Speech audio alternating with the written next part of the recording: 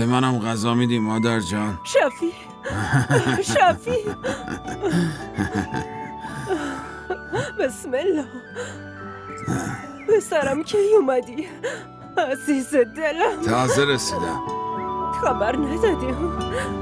خوب کردی اومدی. حالت چطوره؟ مادر جان، مادر جان، زود تمیز کن. مادر جان، مادر جان.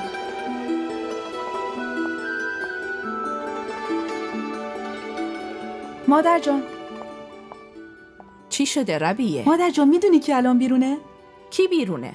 همون فامیلتون که توی شهر زندگی میکنه. اون اومده.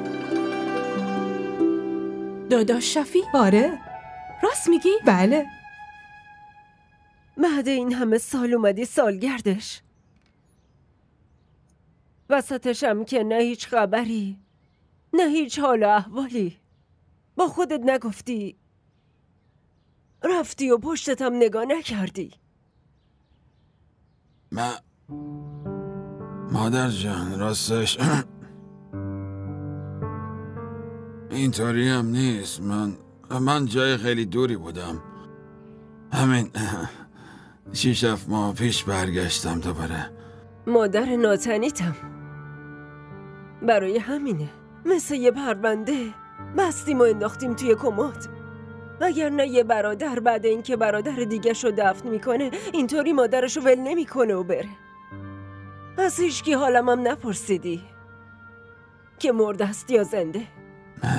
نه مادر جان اینطوری نیست.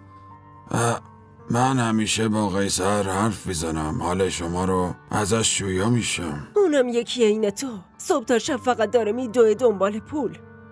اینجا رو ببین، این ویلای بزرگ و ساخته روی ارث و میراث اجدادش، رو همه ی خاطره های یه عمر، رو همه ی اون در و دیوارا که تک تک آجرها شدم و یاد بچگی شماها مینداخت.